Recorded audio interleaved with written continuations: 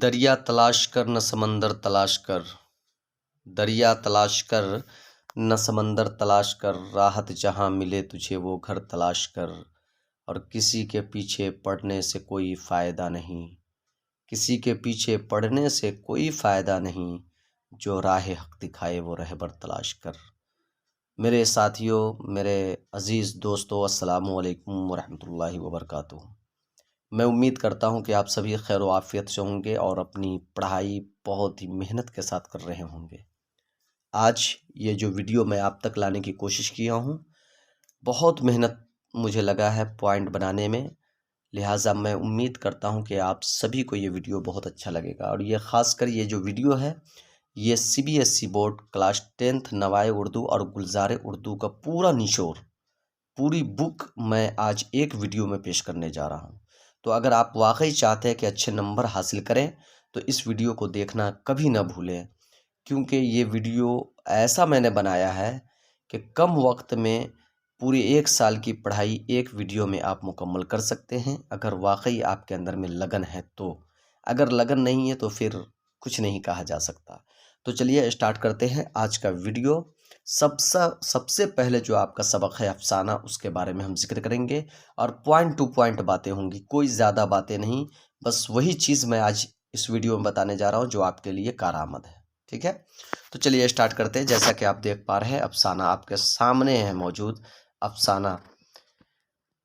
افسانہ کی پوری حقیقتیں آج اس ویڈیو میں پیش کرنے جا رہا ہوں، بس آپ میرا ساتھ دیں اور اس ویڈیو کو زیادہ سے زیادہ شیئر کریں۔ کہہ رہے افسانہ 20ویں صدی، پوائنٹ نمبر 1، جیسے کہ افسانہ 20ویں صدی کے آغاز کی پیداوار ہے۔ افسانہ کس صدی کے آغاز کی پیداوار ہے؟ تو 20ویں صدی کے آغاز کی پیداوار ہے۔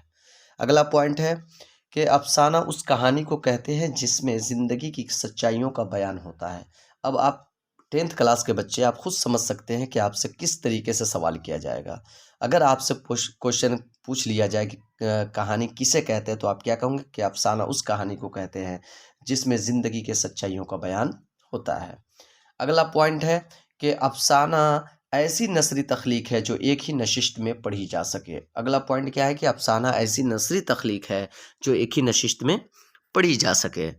اگلا پوائنٹ ہے کہ ایک اور نقاد کا قول ہے کہ افسانے میں بنیادی چیز وحدت تاثر ہے۔ ایک اور نقاد کا کہنا کیا ہوا کہ افسانے میں بنیادی چیز وحدت تاثر ہے۔ اگلا پوائنٹ ہے کہ افسانوں کا کردار ہماری زندگی اور تجربوں سے مطابقت رکھتے ہیں۔ چلیے اب اگلا پوائنٹ دیکھتے ہیں۔ کہہ رہے کہ افسانہ یعنی کہانی اختصار کے ساتھ زندگی کے کسی اہم گوشے کو ہمارے سامنے پیش کرتا ہے، یعنی کسی کونے کو ہمارے سامنے اختصار کے ساتھ، یعنی ایک دم بالکل ہی شارٹ میں ہماری زندگی کے کسی اہم گوشے کو ہمارے سامنے پیش کرتا ہے۔ اب آپ اردو کے جو اہم افسانہ نگار ہیں ان کے نام بھی آپ یاد رکھیں، کیونکہ یہ بھی اکثر پوچھا جاتا ہے۔ اردو کے جو اہم افسانہ نگار ہیں، جس میں سے ہیں منشی پریم چند ہیں، علی عباس حسینی ہیں، سعادت حسن منٹو ہیں، عصمت چغتائی ہیں، راجندر سنگھ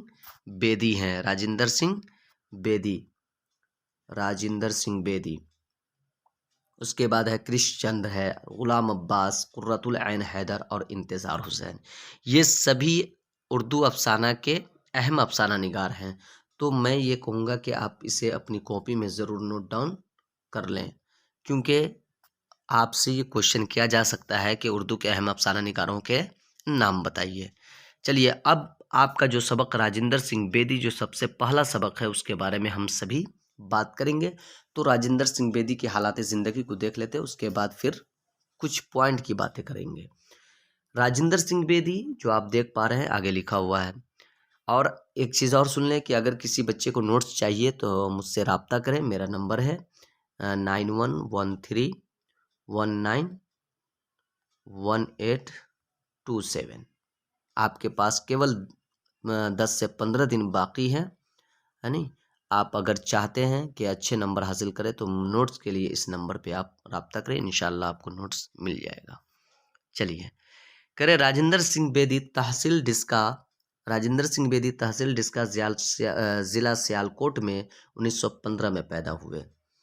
میں نے اس طریقے سے نچوڑ بنایا ہے کہ کہیں سے بھی ایگزامنر ایگزام میں سوال کرے گا، آپ کہیں پہ بھی فیل نہیں ہو سکتے ہو. ایک کے بعد ایک پوائنٹ میں نے بنایا ہے. اگلا پوائنٹ ہے 1932 میں طالب علمی کے زمانے میں انگریزی، اردو اور پنجابی میں نظمیں اور کہانیاں لکھنے لگے. کون؟ راجندر سنگھ بیدی. اگلا پوائنٹ ہے کہ سن 1943 عیسوی میں ڈاک خانے کی ملازمت سے نوکری سے مستعفی ہو کر مرکزی حکومت کے پبلسٹی ڈپارٹمنٹ میں کام کیا اور اس کے بعد آل انڈیا ریڈیو میں بحیثیت اسٹاف آرٹسٹ کام کیا. سن 1943 میں کون؟ راجندر سنگھ بیدی. اب اگلا پوائنٹ ہے کہ 1948 میں جموں ریڈیو اسٹیشن کے ڈائریکٹر بنائے گئے. جموں ریڈیو اسٹیشن کے کیا بنائے گئے؟ ڈائریکٹر بنائے گئے. اگلا پوائنٹ کہہ رہے کہ ان کے افسانوں کے 6 مجموعے شائع ہو چکے ہیں جو مندرجہ ذیل ہیں. اب ان کے جو افسانوں کے 6 مجموعے ہیں وہ کون کون سے ہیں؟ تو نمبر 1 ہے دانا ودام جو 1936 میں شائع ہوا. دوسرا ہے گرہن جو 1942 میں شائع ہوا ہے نہیں. تیسرا ہے کوکھ جلی جو 1949 میں شائع ہوا. چوتھا ہے اپنے دکھ مجھے دے دو جو 1965 میں شائع ہوا. پانچواں ہے ہاتھ ہمارے قلم ہوئے جو 1974 میں شائع ہوا. اور چھٹا ہے مکتی بودھ جو 1982 میں شائع ہوا. تو اس طریقے سے پورا ایک دم سیریل وائز 1936 1942 1949 1965 1974 1982 اس طریقے سے آپ سبھی کیا کریں؟ نوٹ ڈاؤن کر لیں یا اسکرین شاٹ لے لیں. اور نوٹ میں بتایا گیا کہ یہ سبھی راجندر سنگھ بیدی کے افسانوی مجموعے ہیں. یہ سبھی کیا ہے؟ راجندر سنگھ بیدی کے افسانوی مجموعے ہیں. اس کو آپ اچھی طریقے سے نوٹ ڈاؤن کر لیں، یہ بہت معتبر ہے. چلیے اگلا پوائنٹ ہے کہ راجندر سنگھ بیدی کہہ رہے ہیں راجندر سنگھ بیدی کے ڈراموں کے 2 مجموعے مندرجہ ذیل ہے. وہ تو افسانوی مجموعے تھے، اب یہ ڈراموں کے مجموعے ہیں. بے جان چیزیں 1943 عیسوی میں اور دوسرا ہے 7 کھیل 1946 میں. اگلا پوائنٹ ہے کہ راجندر سنگھ بیدی کا ناول ایک چادر میلی سی جو 1962 عیسوی ان کی تصانیف میں سب سے زیادہ مشہور ہے. یہ جو ہے ایک چادر میلی سی یہ ان کی جو تصانیف میں سب سے زیادہ مشہور ہے. چلیے اگلا پوائنٹ ہے راجندر سنگھ بیدی نے کچھ فلمیں بھی بنائیں جو مندرجہ ذیل ہیں. اب ان کی فلم کون کون سی ہے؟ تو نمبر 1 دستک، نمبر 2 مدھومتی، نمبر 3 ہے مرزا غالب، نمبر 4 ہے انورادھا اور نمبر 5 ہے دیوداس. یہ 5 فلمیں انہوں نے بنائیں. تو کیا میرے ساتھیوں میں امید کرتا ہوں کہ آپ سبھی کو یہ نوٹس سمجھ میں آ رہا ہوگا اور آپ خود سوچئے کہ کتنا کوئی بھی ایگزامنر کچھ بھی پوچھے گا آپ آرام سے اس کا جواب دے سکتے ہیں. اگلا پوائنٹ ہے راجندر سنگھ بیدی کا انتقال 1984 کو ہوا. اگلا پوائنٹ ہے نصاب میں شامل بھولا افسانہ راجندر سنگھ بیدی کا ہے. آپ کے نصاب میں جو شامل بھولا جو ہے افسانہ وہ کس کا ہے؟ راجندر سنگھ بیدی کا افسانہ ہے. اب اس میں جو کیا باتیں کہی گئی ہے زیادہ تو میں نہیں بتاؤں گا، بس یہ شارٹ میں یہ سمجھ لیں کہ راجندر سنگھ بیدی کا افسانہ بھولا ایک معصوم بچے کی کہانی ہے. اس کہانی میں چھوٹے چھوٹے واقعات ہیں جو بھولا کے دادا جی نے بیان کیے ہیں. اس افسانے میں ایک چھوٹے بچے کی معصومیت، اس کے دل کی نرمی اور دردمندی کو بیدی نے خوبصورت ڈھنگ سے پیش کیا ہے. اب اس میں جو مرکزی کردار کون ہے؟ تو بھولا ہے اور اس کی ماں جو ہے مایا ہے. یاد رکھیں گے تو مرکزی کردار بھولا ہی رہے گا اور مایا ان کے ماں کا نام ہے. تو یہ تو فرسٹ چیپٹر ہو گیا. اب سیکنڈ چیپٹر کیا ہے آپ کا؟ سعادت حسن منٹو. یعنی بالکل سلیبس کے اکارڈنگ میں پڑھا رہا ہوں ہے نہیں. جو CBSE بورڈ نے جو سلیبس دیا ہے اس میں بہت ایسے آپ کہیں گے کہ سر اور چیپٹر نہیں ہے، تو میں وہ اس چیپٹر کا نوٹس بنایا ہی نہیں ہوں جو سلیبس میں نہیں ہے. ٹھیک ہے. اب اگلا پوائنٹ ہے سعادت حسن منٹو 1912 عیسوی میں پیدا ہوئے، 1955 میں ان کا انتقال ہوا. ٹھیک ہے.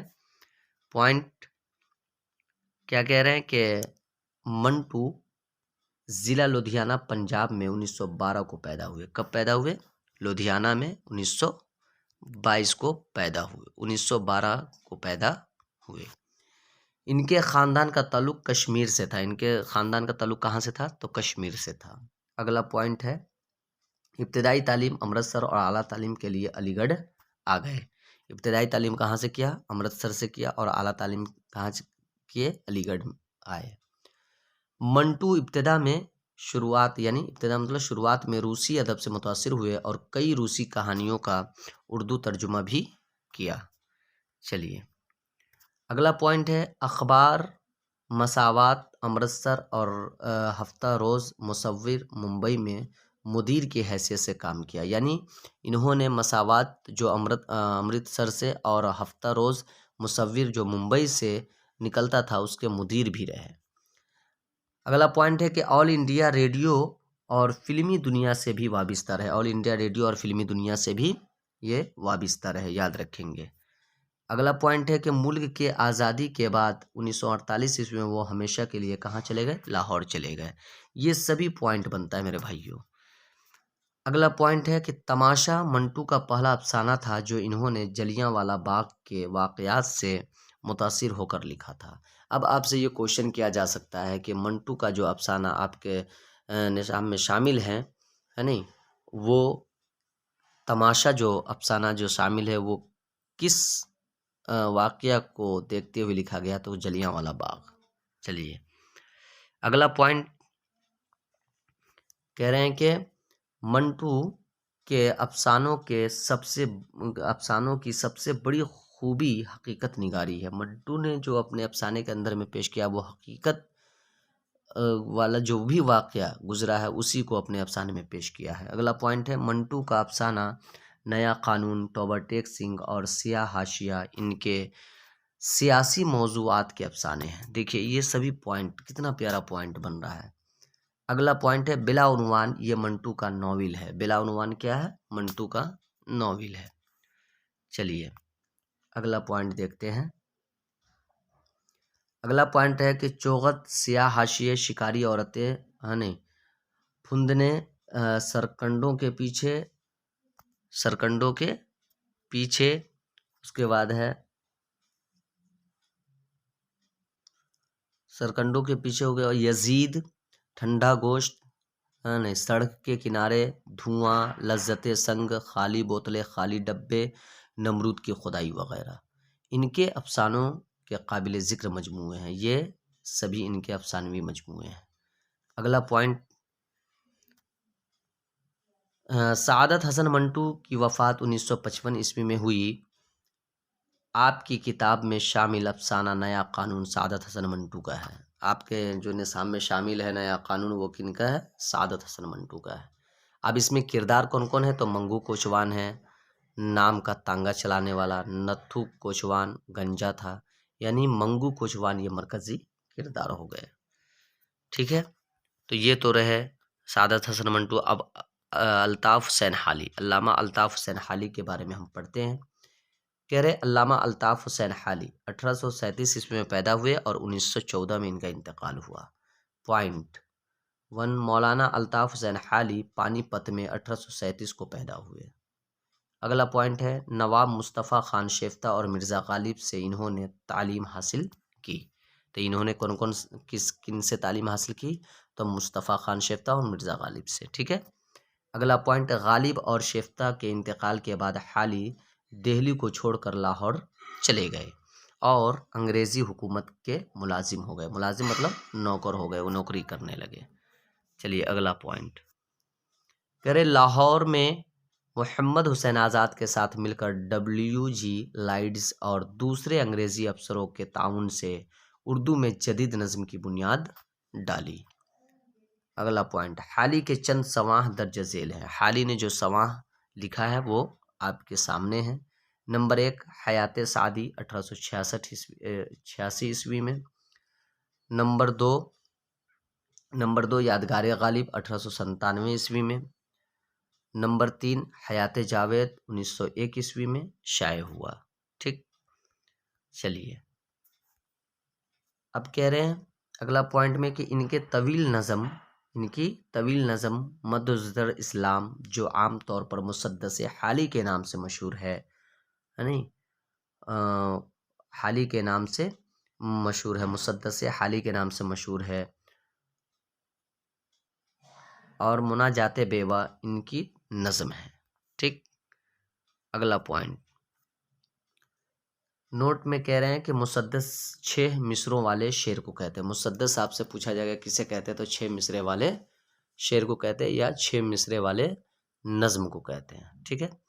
حالی کا مقدمہ شعر و شاعری اور تنقید اردو تنقید میں ایک تاریخی اہمیت رکھتا ہے. یعنی حالی کا مقدمہ شعر و شاعری اردو تنقید میں کیا رکھتا ہے؟ ایک تاریخی اہمیت رکھتا ہے. اگلا پوائنٹ، حالی کا شمار یعنی حالی کی گنتی کس میں؟ سر سید کے خاص رفیقوں یعنی دوست میں ہوتا ہے. ٹھیک ہے. آپ کے نصاب میں شامل سر سید کا بچپن مولانا حالی کی کتاب حیات جاوید سے لیا گیا ہے. اگلا پوائنٹ، اب یہ جو ہے خلاصہ ہے آپ کے سبق کا. کیا خلاصہ ہے وہ دیکھتے ہیں. کہہ رہے الطاف حسین حالی نے سر سید احمد خان کی زندگی پر ایک کتاب حیات جاوید لکھی ہے. یہ مضمون اسی سے لیا گیا ہے. اس مضمون میں حالی نے سر سید کے بچپن کے حالات لکھے ہیں. سر سید کے کھیلنے کودنے پر کوئی پابندی نہیں تھی، لیکن انہیں اس کی بھی آزادی نہیں تھی کہ وہ جہاں چاہیں کھیلتے پھریں. یعنی جو آپ کے نصاب میں شامل سر سید کا بچپن ہے اس کا کچھ اہم پوائنٹ آپ کے سامنے ہے. سر سید اپنے ماموں، خالہ اور دیگر نزدیکی رشتہ داروں کے ہم عمر لڑکوں کے ساتھ کھیلتے تھے. کہہ رہے بچپن میں سر سید گیند بلہ، کبڈی، گڑیا، آنکھ مشولی، چیل چلو وغیرہ کھیلتے تھے. یہ اس کے بعد اگلا پوائنٹ کہہ رہے ہیں کہ سر سید کے والد کو اکبر شاہ کے زمانے میں ہر سال تاریخی جلوس کے جشن پر کیا ہوتا تھا؟ 5 پارچے اور 3 رقوم جواہرات کا خلعت ملتا تھا. ٹھیک ہے نہیں. اگلا پوائنٹ ہے سر سید کے صاف گوئی سے اکبر شاہ بہت خوش ہوئے اور انہوں نے مسکراتے ہوئے بہت سویرے اٹھنے کی ہدایت کی. نمبر 2، اگلا پوائنٹ، سر سید کی عمر 8 یا 9 برس کی ہوگی جب انہوں نے اکبر شاہ کے دربار میں راجہ رام موہن رائے جوہر جو برہمو سماج کے بانی تھے کو پہلی بار دیکھا تھا اور اس کے بعد متعدد دفعہ دربار شاہی میں دیکھا. ٹھیک ہے. اگلا پوائنٹ ہے شاہ غلام علی صاحب نے سر سید کو اپنی گود میں بیٹھا کر بسم اللہ الرحمن الرحیم اور پھر سورہ علق کی اول آیتیں معلم یعلم تک پڑھائی. ٹھیک ہے. اگلا پوائنٹ ہے کہ بسم اللہ ہونے کے بعد سر سید نے اپنے ہی گھر میں ایک پردہ نشین بیوی سے سارا قرآن مجید ناظرہ پڑھا تھا. بعد میں وہ گھر سے باہر مکتب میں پڑھنے لگے. اب اگلا پوائنٹ، اب ڈرامہ کسے کہتے ہیں؟ ڈرامہ کی تعریف ہم دیکھیں گے. بہت تیزی میں ہم چل رہے ہیں، بس آپ پوائنٹ ٹو پوائنٹ پڑھتے رہیں، سنتے رہیں. نمبر 1 پوائنٹ ہے کہ ڈرامہ یونانی زبان کا لفظ ہے جس کے معنی ہے کرنا. ڈرامہ کس زبان کا لفظ ہے؟ یونانی زبان کا لفظ ہے جس کے معنی کیا ہے؟ کرنا. اگلا پوائنٹ ہے کہ ڈرامے میں کرداروں، مکالموں اور مناظر کے ذریعے کسی کہانی کو پیش کیا جاتا ہے. اگلا پوائنٹ کہ ڈرامہ میں کرداروں، مکالموں اور مناظر کے ذریعے کسی کہانی کو پیش کیا جاتا ہے. اگلا پوائنٹ ہے سنسکرت میں اسے ناٹیہ کہا جاتا ہے. سنسکرت میں کیا کہا جاتا ہے؟ ناٹیہ کہا جاتا ہے. اگلا پوائنٹ ہے اور ارسطو نے ڈرامے کو زندگی کی نقالی کہا ہے. ارسطو نے کیا کہا ہے ڈرامے کو؟ تو زندگی کی نقالی کہا ہے. چلیے اب اگلا پوائنٹ دیکھتے ہیں. کہہ رہے کہ داستان، ناول اور افسانے کے مقابلے میں ڈرامہ اس لحاظ سے حقیقت سے قریب تر ہوتا ہے کہ اس میں الفاظ کے ساتھ ساتھ کردار، ان کی بول چال اور زندگی کے مناظر بھی دیکھنے والوں کے سامنے ہوتا ہے. اگلا پوائنٹ ہے ڈرامہ بنیادی طور پر اسٹیج کی چیز ہے، لیکن ایسے بھی ڈرامے لکھے گئے ہیں جسے صرف سنانے اور پڑھنے کے لیے ہوتے ہیں. بات سمجھ میں آ رہی ہے؟ اگلا پوائنٹ ہے ریڈیو کی وجہ سے ڈراموں کی مقبولیت میں اضافہ ہوا ہے. اگلا پوائنٹ ہے کہ ارسطو نے ڈرامے کے 6 اجزائے ترکیبی کہا ہے. ارسطو نے کیا اجزائے ترکیبی کہا ہے؟ 6 اجزائے ترکیبی. دیکھیے ساتھیوں، آپ یہ مت سمجھیے گا کہ بہت تیزی میں کلاس چل رہا ہے، بلکہ پوری کتاب آج میں ایک ویڈیو میں پیش کرنے جا رہا ہوں، اس لیے کچھ بس شارٹ میں ہی، کیونکہ اس میں سمجھانے کی کوئی بات نہیں ہے. میں نے پوری سمجھائی باتیں آپ تک پہنچانے کی کوشش کی ہے. چلیے اب ڈرامے کے اجزائے ترکیبی کیا ہے. نمبر 1 قصہ، نمبر 2 کردار، نمبر 3 مکالمہ، نمبر 5 خیال، نمبر 4 خیال، نمبر 5 آرائش اور نمبر 6 موسیقی. یعنی 6 اجزائے ترکیبی ہیں. اس کو آپ اچھی طریقے سے یاد کر لیں. آپ سے کوشچن کیا جا سکتا ہے کہ افسانے کے اجزائے ترکیبی بیان کریں، تو آپ اسے بیان کر دیں گے. ٹھیک ہے، چلیے اگلا پوائنٹ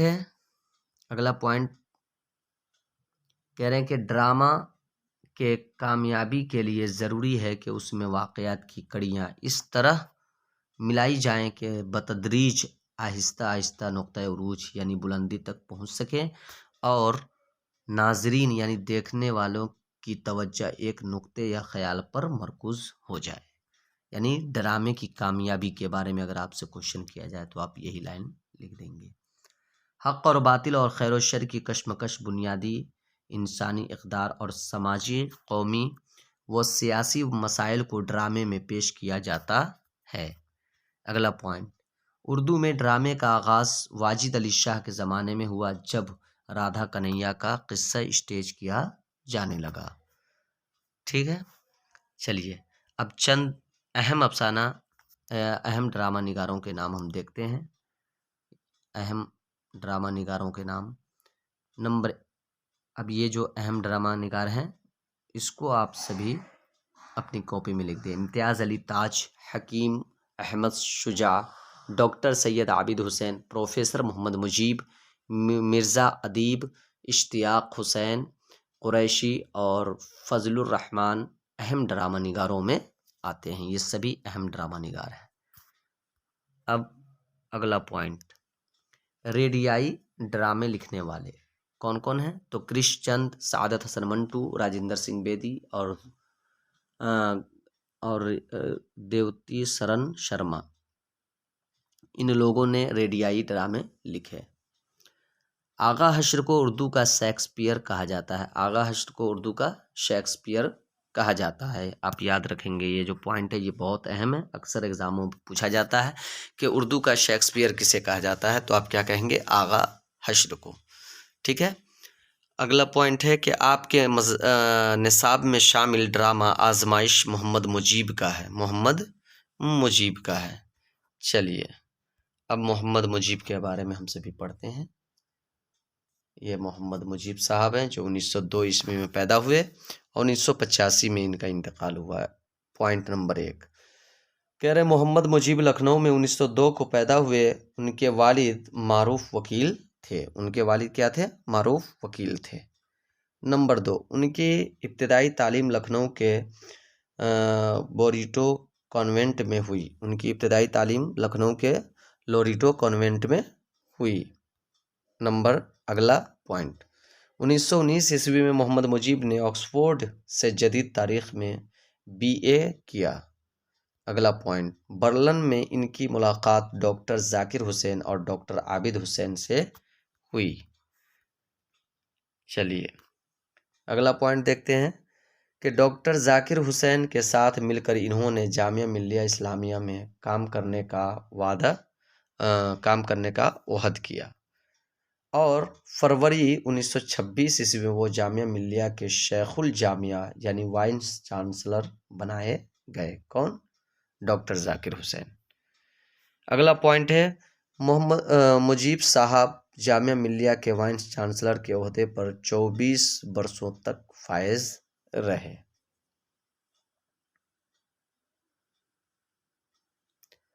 محمد مجیب صاحب نے 8 ڈرامے لکھے جن کا نام درج ذیل ہے. کون کون سے ڈرامے لکھے تو دیکھتے ہیں. نمبر 1 کھیتی، نمبر 2 انجام، نمبر 3 خانہ جنگی، نمبر 4 حب خاتون، نمبر 5 ہیروئن کی تلاش، نمبر 6 آزمائش اور نمبر 7 دوسری شام، یہ سبھی محمد مجیب کے ڈرامے ہیں، ٹھیک ہے۔ اور میرے ساتھیوں میں یہاں پہ کچھ غلط میں بول بیٹھا کہ اردو اور فروری 1926 میں وہ جامعہ ملیہ کے شیخ الجامعہ یعنی وائس چانسلر بنائے گئے۔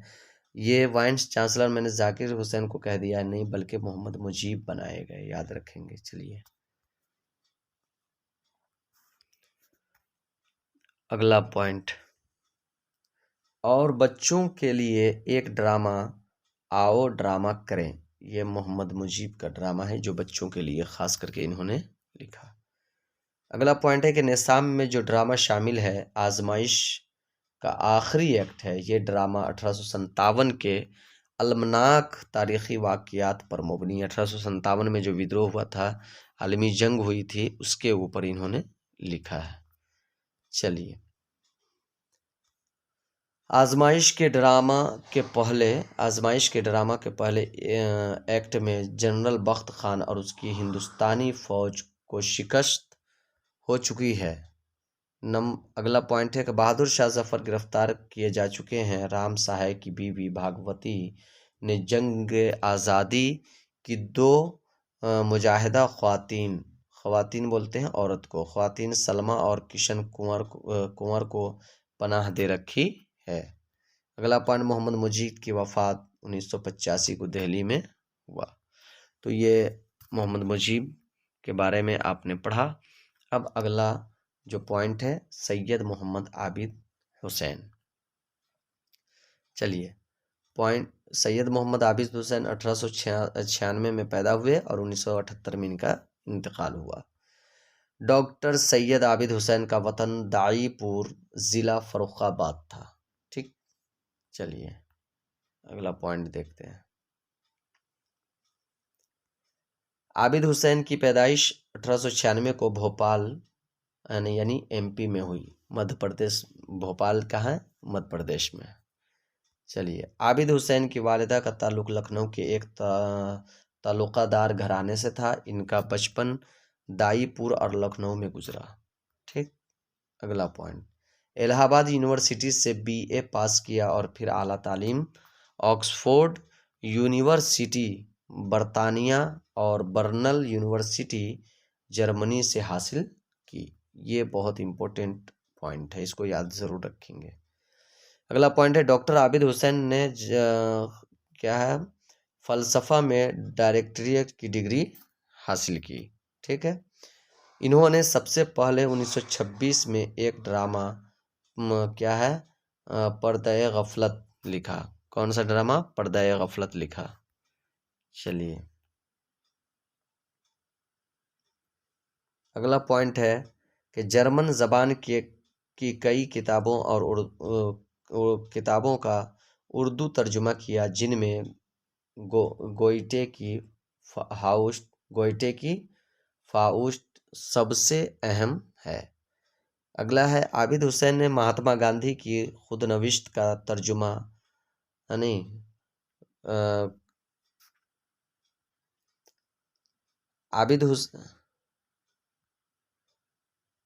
اگلا پوائنٹ ہے عابد حسین نے مہاتما گاندھی کی خود نوشت کا ترجمہ تلاش حق کے نام سے اور نہرو کی ڈسکوری آف انڈیا کا ترجمہ تلاش ہند کے نام سے اردو میں کیا۔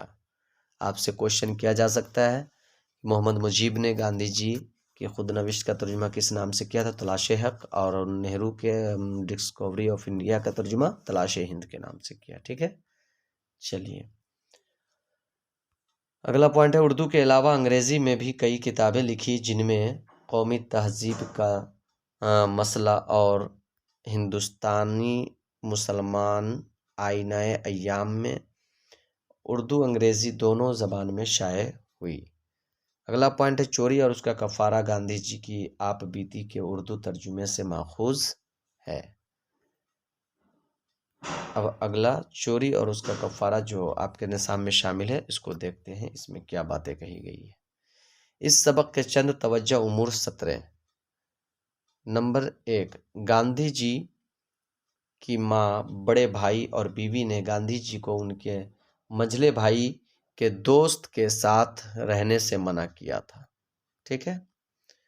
اگلا پوائنٹ جو جملے ہیں، گاندھی جی نے کہا کہ میں دوست کی کمزوریوں سے واقف ہوں، میں ان سے اس نیت سے ملتا ہوں کہ اس کی اصلاح کر سکوں۔ اگلا پوائنٹ، دوستی صرف انہی لوگوں سے کرنی چاہیے جن کی طبیعت ایک سی ہو، کیونکہ دوستوں میں ہر ایک کا اثر دوسروں پر پڑتا ہے۔ اگلا پوائنٹ، گاندھی جی کی گاندھی جی کے دوست نے بتایا کہ ہماری قوم گوشت نہیں کھاتی اس لیے کمزور ہے نہیں، انگریز لوگ گوشت کھاتے ہیں اس لیے وہ ہم پر حکومت کرنے کے قابل ہیں۔ اگلا پوائنٹ، دوست کے کارناموں سے متاثر ہو کر گاندھی جی کے دل میں ولولہ اٹھا کہ وہ بھی دوست جیسے بن جائیں اور گوشت کھا کر اس کی طرح مضبوط کیوں نہ ہو جائیں۔ اگلا پوائنٹ، گوشت کھانے کا ایک دن مقرر ہوا اور گھر سے دور جا کر یہ تجربہ کیا گیا۔ ٹھیک، چلیے اگلا پوائنٹ، گاندھی جی گوشت اس لیے کھانا چاہتے تھے کہ وہ انگریزوں کو شکست دے سکے۔ اب اگلا پوائنٹ، سر سید احمد خان کہہ رہے ہیں، سر سید احمد خان 1817 کو دہلی کے ایک معزز گھرانے میں پیدا ہوئے۔ اگلا پوائنٹ ہے، 1839 کو انہوں نے انگریزی حکومت کے ملازمت اختیار کی۔ ٹھیک ہے، اگلا پوائنٹ ہے، 1862 میں غازی پور میں انہوں نے سائنٹیفک سوسائٹی کے نام سے ایک انجمن کھولا۔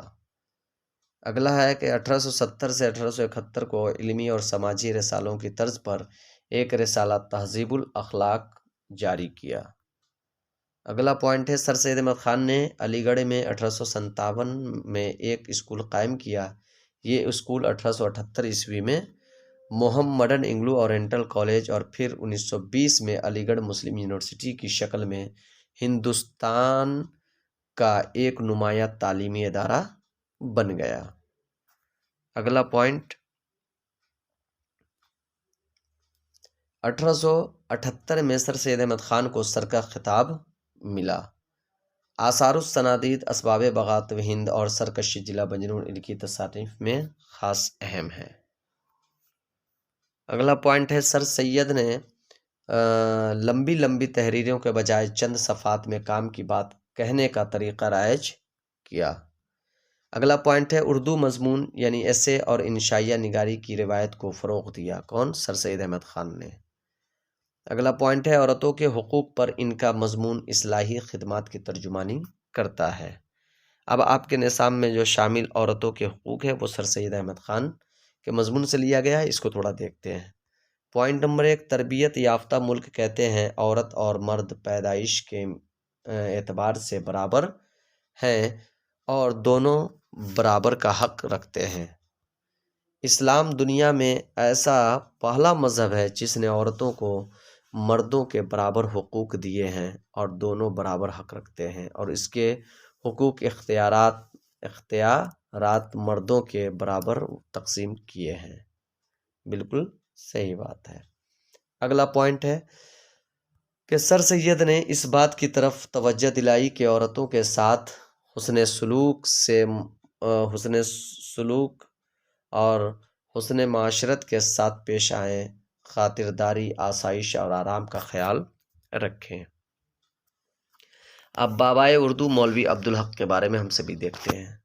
دیکھیے میرے ساتھیوں، میں نے پوری محنت سے پوائنٹ ٹو پوائنٹ آپ کو بات کرنے کی کوشش کی، آپ سے بالکل ہی آسان طریقے میں اور آسان لب و لہجے میں پیش کرنے کی کوشش کیا ہے۔ مولوی عبدالحق جن کی پیدائش 1870 میں ہوئی اور 1961 میں ان کا انتقال ہوا۔ مولوی عبدالحق 1870 کو قصبہ ہاپوڑ میں پیدا ہوئے۔ ان کو بابائے اردو کے نام سے بھی جانا جاتا ہے۔ اگلا پوائنٹ، 1894 میں علی گڑھ مسلم یونیورسٹی سے BA کا امتحان پاس کیا۔ اگلا پوائنٹ ہے، عثمانیہ یونیورسٹی میں شعبہ اردو کے صدر اور پروفیسر رہے۔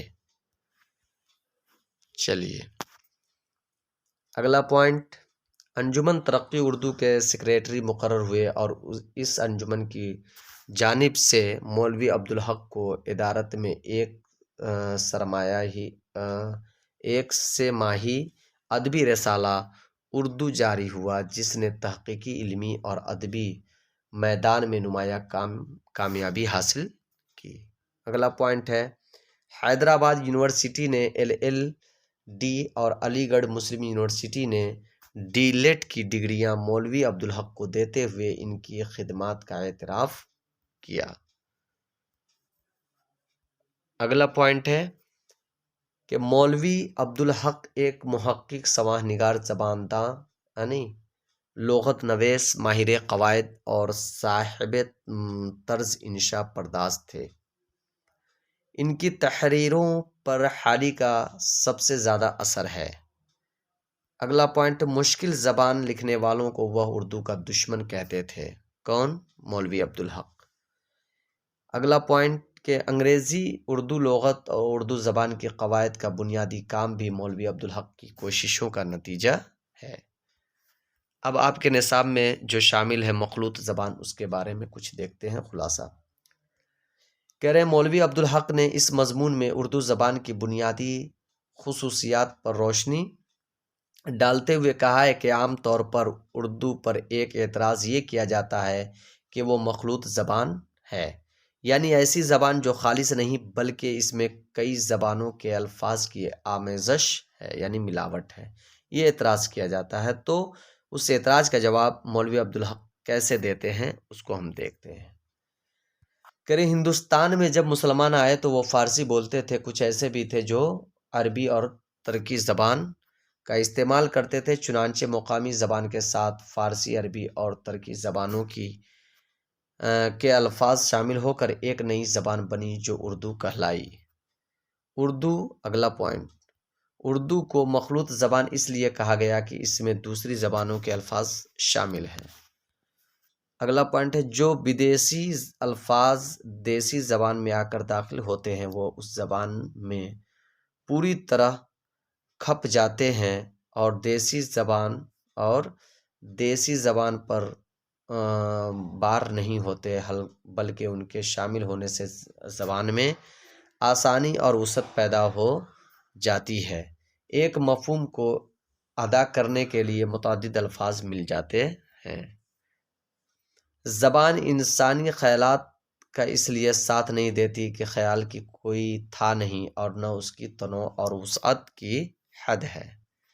اگلا پوائنٹ ہے، اردو زبان میں یہ استعداد ہے کہ اس میں سینکڑوں ہزاروں لفظ غیر زبانوں کے اس طرح گھل مل گئے ہیں کہ بولنے اور پڑھنے والوں کو خبر تک نہیں ہوتی کہ دیسی ہے یا بدیسی، اپنے ہیں یا پرائے۔ مولوی عبدالحق کہتے ہیں کہ ہماری زبان اردو ایک خوش رنگ اور ہرا بھرا گلدستہ ہے جس میں رنگ برنگ کے خوبصورت پھول اور نازک پتیاں ہیں۔ اب ماحول بچائیے جو آپ کے نصاب میں شامل ہے اس کو دیکھتے ہیں۔ خلاصہ ہے کہ اس مضمون میں مصنف نے کیا کیا ہے؟ اس مضمون میں مصنف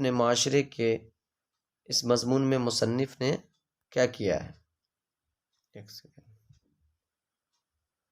اس مضمون میں مصنف نے معاشرے کے ایک اہم مسئلے کی طرف اشارہ کیا ہے۔ آج جانے یا انجانے میں ہم اپنے ماحول کو بگاڑ رہے ہیں اور اپنے لیے بہت سے خطرات پیدا کر رہے ہیں، مگر ہم میں سے اکثر اس سے بے خبر ہیں۔ بے خبر ہیں۔ اگلا پوائنٹ کہہ رہے ہیں کہ انسان پانی کے ذخیروں کے پاس رہتے ہیں تاکہ اس قدرتی پانی حاصل ہوتا رہے۔ اس کے علاوہ ان ذخیرے کے قریب ہی جنگلات تھے جہاں سے وہ لکڑی، چارہ اور غذا حاصل کرتا تھا۔ انسان کے اہم ترین ساتھی زمین، ہوا، پانی، جنگلات اور دوسرے جاندار ہیں، یہی سب مل کر ماحول کہلاتا ہے۔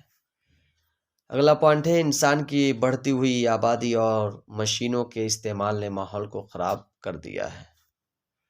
اگلا پوائنٹ کرے کارخانوں اور کیا ہے کارخانوں اور موٹر گاڑیوں سے خارج ہونے والی گیسوں میں زیادہ مقدار carbon oxide, nitrogen Hyde oxide اور نائٹروجن آکسائڈ، سلفر ڈائی آکسائڈ اور کاربن ڈائی آکسائڈ ہوتی ہیں۔ ان سبھی سے ماحول خراب ہوتا ہے۔ ہوا کی آلودگی کو درخت اور دیگر پودے جذب کر لیتے ہیں۔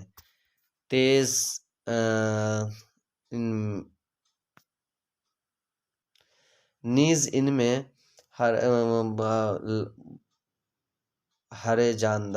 مرے جانداروں سے خارج ہونے والی آکسیجن ہوا کے زہریلے پن کو کم بھی کر دیتی ہے۔